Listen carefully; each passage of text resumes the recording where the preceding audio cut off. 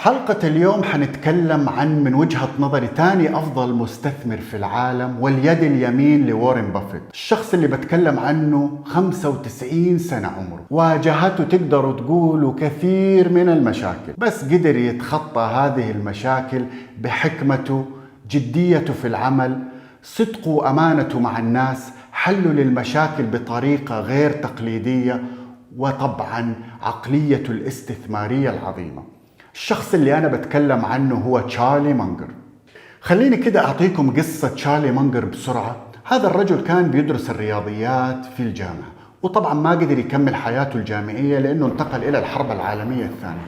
وبعد ما انتهت الحرب العالمية الثانية رجع لأمريكا، واكتشف إنه هنا مرحلة زواجه مع زوجته انتهت ومرحلة الطلاق بدأت، مما أدى إلى خسارة أغلب ثروته وبيته، فكان على وشك الإفلاس. وما مرت سنوات إلا واحد من أطفاله جاله مرض شديد جدا، وما كان عنده فلوس إنه يعالج هذا الطفل ولا تأمين صحي، وللأسف توفى هذا الطفل.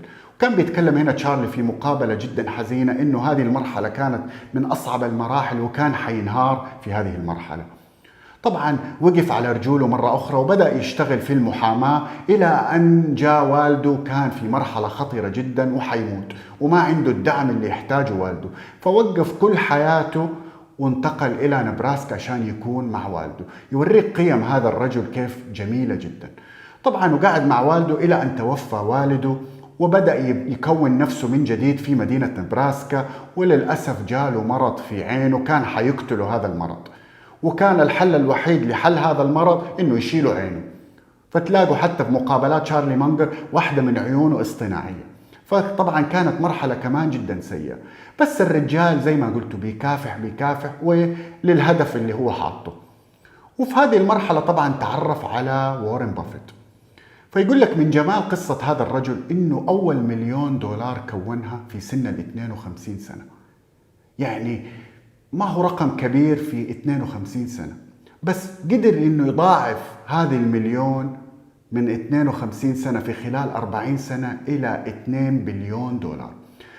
فيعني قصة هذه من أجمل القصص، لأنه الناس اللي مثلا بادئين مستقبلهم متأخر دائما في هدف. إذا حطيت الهدف في بالك صدقوني، والعمل والجد في العمل، إنه تستطيع إنه تغير حياتك بطريقة إيجابية. هدفي من فيديو اليوم حنشوف حكم هذا الرجل العظيمة، ونحاول نطبقها في حياتنا الشخصية والعملية والاستثمارية. خلينا نشوف القاعدة الأولى، وهذه نصائح جميلة بينصحنا فيها تشارلي مونجر. لا تعقد الحياة سهلة. دائما استخدم عقلك في القرارات. لا تصرف أكثر مما تستطيع، وإذا تبى تصرف لا تصرف في أشياء غير مهمة في حياتك. خلي نظرتك دائما إيجابية في الحياة حتى في المصاعب، ودائما تعامل مع ناس ذو ثقة عالية. There were a lot of questions today, people trying to figure out what the secret to life is, to a long and happy life. And I just wonder if you were... Now that is easy because it's so simple. What is it? You don't have a lot of envy, you don't have a lot of resentment, you don't overspend your income, you stay cheerful in spite of your troubles, you deal with reliable people, and you do what you're supposed to do. And all these simple rules work so well to make your life better, and they're so trite. How old were you when you figured this out? About 7. الحكمة الثانية، ويقول لك قيم الناس هي أهم شيء. دائما تعامل مع الناس بثقة وأمانة. I'm proud of being an Omaha boy. I sometimes use the old saying, they got the boy out of Omaha, but they never got Omaha out of the boy.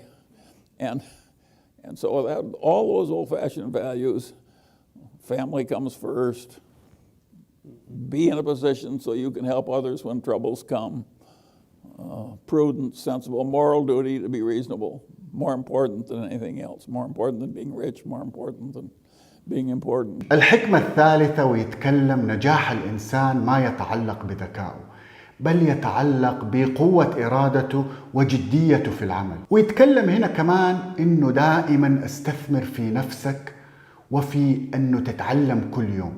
ويتكلم هنا إنه هو حتى في سن 95 سنة يوميا يتعلم الشيء الجديد، وما وقف فكرة إني أنا بتعلم كل يوم. You're hooked for lifetime learning.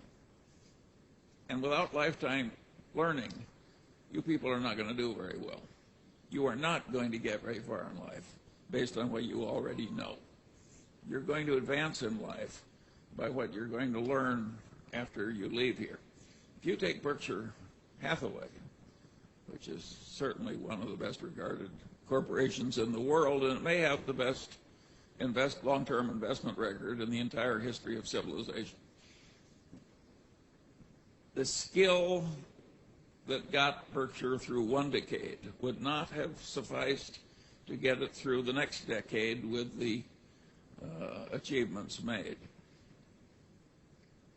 Without Warren Buffett being a learning machine, continuous learning machine, the record would have been absolutely impossible. The same is true at lower walks of life. I constantly see people rise in life who were not the smartest, sometimes not even the most diligent, but they are learning machines. They go to bed every night a little wiser than they were when they got up.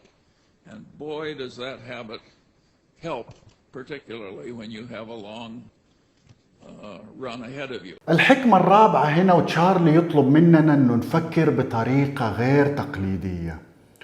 ويقول لك هنا تشارلي انه معظم الناس المستثمرين او اللي حاطين هدف في حياتهم دائما يفكروا ان كيف احقق هذا الهدف. هدفي ممكن يكون استثماري، هدفي شخصي. هنا يقول لك تشارلي لا، ابغاك تفكر انه ايش الاشياء اللي يجب ان تتجنبها والمشاكل اللي حتواجهك عشان تحقق هذا الهدف. فتبدأ بالمشكلة وبعدين توصل للهدف. I'll give you an example. When I was a meteorologist in World War II, they told me how to draw weather maps and predict the weather. But what I was actually doing is clearing pilots to take flights. And I just reversed the problem. I inverted. I said, suppose I wanted to kill a lot of pilots. What would be the easy way to do it? And I soon concluded that the only easy way to do it would be to get the planes into icing the planes couldn't handle, or to get the pilot to a place where he'd run out of fuel before he could safely land. So I made up my mind I was going to stay miles away from killing pilots by either icing or getting them into sucked-in conditions when they couldn't land.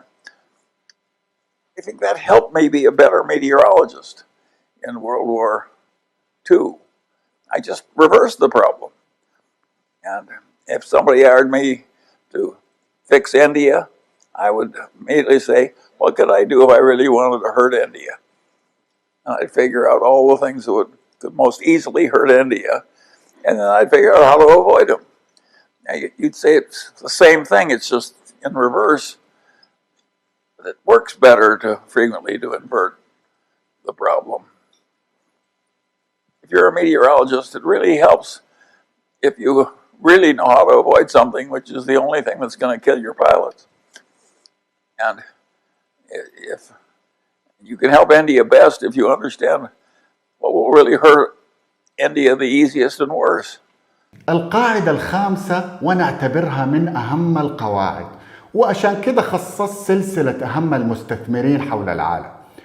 ويقول لك هنا تشارلي في عالم الاستثمار مهم جدا متابعة أهم المستثمرين، وفي كمان إنه تستنسخ استراتيجية هذول المستثمرين، يعني تقلدهم. Do you really believe, as Manish has said, that if investors look at 13Fs of super investors, that they can beat the market by picking their spots? And we'll add spin-offs. It's a very plausible idea. And I've encouraged one young man to look at it. So I can hardly say that it has no merit. Of course it's useful, if I were you people, to look at what other people you regard as great investors are doing for ideas. The trouble with it is that if you pick people as late in the game as Berkshire Hathaway, Right. you're buying our limitations caused by size. Sure. You really need to do it from some guy that's operating in smaller places and finding places with more advantage. And of course, it's hard to identify the people in the small game. But it's not an idea that won't work. If I were you people, of course, I would do that. What do you mean? I would want to know exactly what the shrewd people were doing, and I would look at every one of them, of course. القاعدة السادسة هنا وبيتكلم آلية استثماره في شركة، وأهم القواعد اللي بيمشي فيها لما يستثمر في شركة. We have to deal in things that we're capable of understanding. And then once we're over that filter, we have to have a business with some intrinsic characteristics that give it a durable competitive advantage. And then, of course, we would vastly prefer a management in place with a lot of integrity and talent. And finally, no matter how wonderful it is, it's not worth an infinite price. So we have to have a price that makes sense and gives a margin of safety considering the natural vicissitudes of life. That's a very simple set of ideas. And the reason that our ideas have not spread faster is they're too simple. The professional classes can't justify their existence if that's all they have to say. I mean, it's all so obvious and so simple. What would they have to do with the rest of the semester? القاعدة السابعة: الاستثمار في الأسهم أفضل أم العقار؟ وطبعا تشارلي مونجر عنده الخبرة في المجالين. When I look at real estate or stocks, real estate is just easier to evaluate. You know, you comps, cash flow, and replacement cost. It just seems an easier game than the equities market, provided that you don't use Real estate? Yeah, real estate. The trouble with real estate is everybody else understands it, and the people who are you're dealing with and competing with it, they've specialized in a little 12 blocks or a little industry. They know more about the industry than you do. So, and then you've got a lot of bullshitters and liars and brokers and so on. So it's not a bit easy. It's not a bit easy. The trouble is, if it's easy, all these people, a whole bunch of ethnics that love real estate. You know, Asians, Hasidic Jews, Indians from India, they all love real estate. They're smart people. And they know everybody and they know the tricks and getting this, you don't even see the good offerings in real estate. They show that the big investors are dealing. It's not an easy game to play from a beginner's point of view, real estate.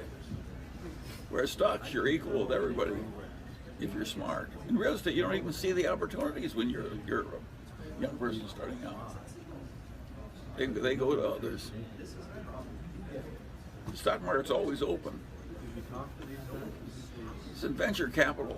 القاعدة الثامنة واللي اعتبرها من القواعد الجميلة وشرحها تشارلي بطريقة أجمل، يعني بيتكلم عن النصابين هدول اللي بيطلعوا لك في الفيديوهات والأشياء الاستثمارية اللي أنا أقدر أحول لك من 0 لمليون في سنة، أو إني أقدر أرجع لك 10 أو 20 إكس مرة فلوسك، أو إنه استثماراتي بالفترة القصيرة بدخل مثلا 100% أو 200%. هذه الفيديوهات الكثيرة المدرجة الآن على اليوتيوب وعلى غيرها، يعني اللي بتتكلم عن القواعد الاستثمارية الخطأ واللي كلها كذب. If you take the modern world,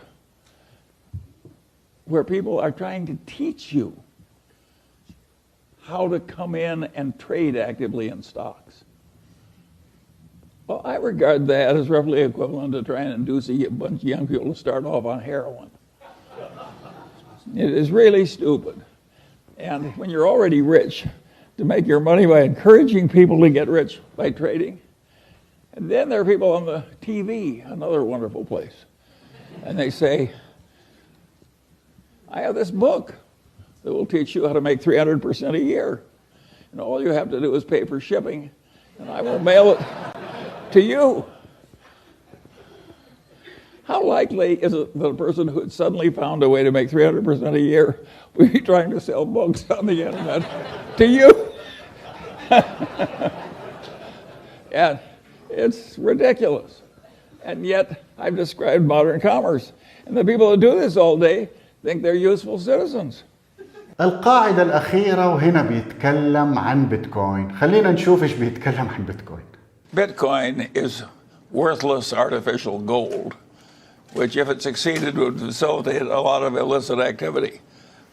Now, that is not something I think the world needs.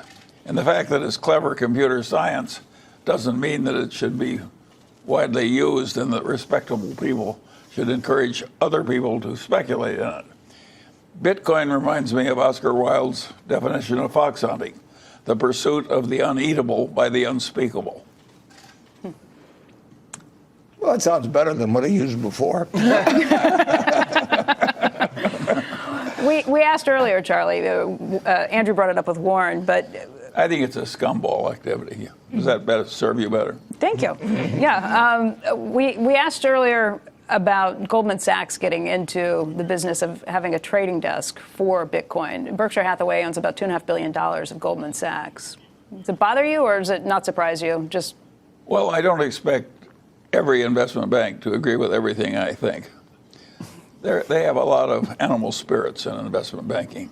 إن شاء الله تكونوا حبيتوا حلقة اليوم، وإن شاء الله إنه تقدروا تمشوا على قواعد هذا الرجل، لأنه أنا استفدت منها الكثير جدا. في الختام لا تبخلوا علينا بلايك وسبسكرايب، لأنه صراحة حتفيد القناة كثير، وإنه ننشر الطريقة الإيجابية والصحيحة عند الاستثمار. شكرا وإلى اللقاء.